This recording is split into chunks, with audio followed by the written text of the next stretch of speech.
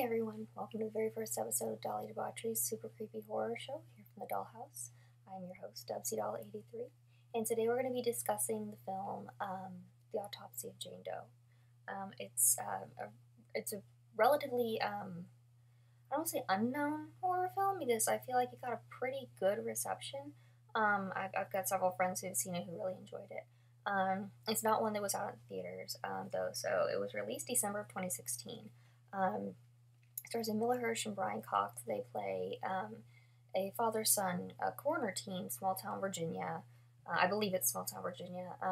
And it's one of those films that's nothing as quiet as it seems. I should go fix my nose ring. I can see myself and it's driving me nuts.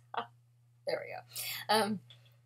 But it's one of those. It's nothing really as it seems. It's I mean, you obviously get the supernatural feel of it from the beginning, but all kinds of different horror themes kind of present themselves throughout the film. Now, as far as the writers go, there are two writers who are relatively, I guess, I don't want to say unknown, but they don't have a lot of credits to their name at this point. I have a feeling they're going to, though, because this film was fantastic. Ian Goldberg and Richard Naing, I hope I'm saying their names right. But they are the writing team who wrote this film. I believe Ian Goldberg has he's written for Terminator, the series Terminator, the Sarah Connor Chronicles. I can never say that. As well as a few episodes of Criminal Minds, Suspect Behavior, and Once Upon a Time, just to name a few. They both worked on this show for Dead Summer, which is a 80s based horror show that is kind of, I haven't seen it yet. I do intend to watch it, but based around summer camp type situation. So they both wrote for that show. Assuming that's where they met and decided to create this film, which, getting back to that, it's an absolutely fantastic film. The director, Andre Ovredal, I hope I'm pronouncing that right. He's a Norwegian director. He also directed the film Troll Hunter, which is one that I've seen, which was a really fun film. You gotta read it because it's in subtitles, but it's one of those films that was good enough that I didn't mind reading it and watching it. But I digress. Back to The Autopsy of Jane Doe.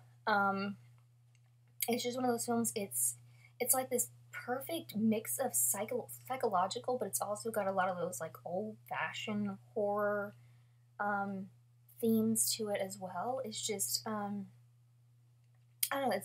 I don't want to give away the film, but at the same time, there's just they bring in the supernatural aspect. They bring in zombie type situations too when you least expect it. And I always kind of want to tell people, because I've seen it 3 times now. It's one of those, I just enjoy it so much. But definitely pay attention to the radio, I would say. And just, I know I've already said nothing is as it seems, but I really want to drive that point home with this film because, you know, if you sit down to watch it, watch the entire thing, because by the end of it, I mean, it's a mindfuck. It's truly just, sorry, try to get comfortable in this nice wooden chair here. But it's really a classic mindfuck. It's, you know, from one moment to the next, you start kind of piecing it together, but even still, I'm usually pretty good at kind of figuring out what's going on with the film. And this one, you know, to a degree I did, but it kept me guessing until the end, which I enjoy, which I appreciate, because, you know, as far as being a horror film fan, you know, my computer just went to sleep on me. I don't know if y'all can see me or not.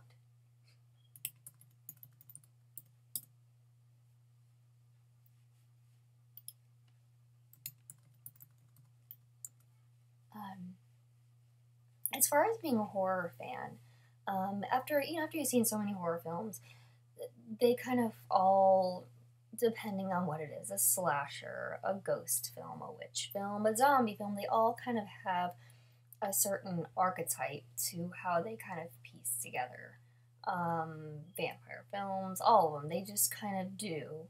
I don't, as writers, I don't think we intentionally really do it, but with certain types of genres, sometimes there's only so many directions that you can go. But that's the great thing about this film is that it doesn't just explore one horror genre.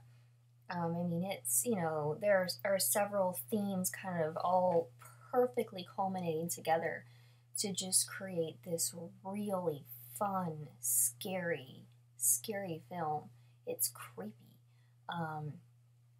And, again, I'm one of those people, I mean, I've been watching horror films since I was a preschooler, so oftentimes it's a little more difficult for films to stick with me, but this is one that has definitely stuck with me because it's just, it was so well made. So, not only speaking from the writer aspect, where it's a really well written film, it was a very well directed film. He really made sure to, small things, little Easter eggs and stuff. He really just kind of, you have to watch it a few times. Like I said, I've seen it 3 times now, and I'm catching new and different things, which I enjoy that about films, because that's what brings you back to watching films, is, finding something new every time you watch it. But not only that, but the acting too. Everyone, it's not a very heavy cast, and it's, it's a one location film pretty much for, 95% of the film is just pretty much filmed within the confines of this coroner's office, and just very well performed.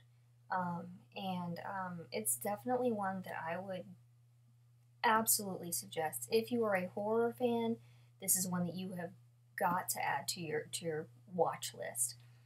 If you're not a horror fan, still watch it. But, nah, you chicken shits. Just kidding. My husband's not a horror fan. He left nail gouges in my hand watching the first Insidious film, which I cannot wait for Chapter 4 to come out. That will definitely be reviewed. But again, I digress. If you're a horror fan, this is one you cannot miss. If you're looking for something new and interesting, like if you're kind of getting bored with a lot of the stuff that's coming out, a lot of the stuff in the box office now, I will say there have recently been some films released that surprised me, because there for a while, it's just, I felt like horror writers, the mainstream horror writers, the ones whose films are getting screened in theaters, I just felt like they were dropping the ball right and left. Now here recently, I've seen a few films that have kind of, I feel like maybe we're starting to kind of get some really good original stuff again. But this film, if you are kind of getting jaded with a lot of the bigger name films, definitely see this film. I feel like this is one that's going to restore your faith in the horror industry, especially because, I mean, let's face it, I mean, horror films, there's some real stinkers out there. And I'm one of those who I will sit there. I got Amazon Prime, I got Hulu Plus, I got Netflix, I got HBO Go, I've got all of it. And so I sit there, and if the film doesn't grab me within the first 5 minutes, or if I'm watching it and I can tell the quality is like, oh, okay, you can tell. You can just tell as a horror fan, and as a filmmaker too. If you don't have me within the first 5 minutes, I'm probably not going to finish the film, or I'm going to suffer through it and then hate myself. This is one that grabs you within the first 30 seconds. You are hook, line, and sinker, because you want to know what is going on with this body. It's a good film. And just definitely, IFC Midnight, usually if I see that come up before a film, I know there's a 98% chance I'm not going to be disappointed. I was definitely, oh, there I go to sleep again.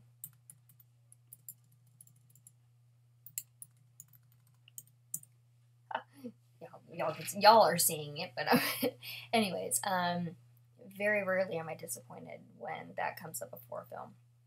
This one, watch it. It's on Amazon Prime. I'm sorry, it's on Amazon right now. It's streaming on Amazon. I believe it's also streaming on YouTube. Check it out. Rent it. It's worth the, whatever, like $4.99.